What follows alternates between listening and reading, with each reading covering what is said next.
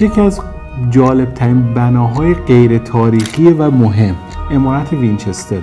توی خونه راهرو داره، تا ته راهرو میری نه دری باز میشه نه پنجره، فقط یه راهروه، فضا پرت شده. اتاق داره، اتاق از 4 طرف محفوظه، راه ورودی به اتاق نیست. در داره، در رو باز میکنیم پرت میشیم پایین، پشت در چیزی نیست. پله داره، پله رو میریم بالا، سرتون میخوره به سقف، نه دری باز میشه نه اتاقی هست، فقط یه پله‌ای که رفته تو سقف. ببین چرا همچین خونه ساخته شده.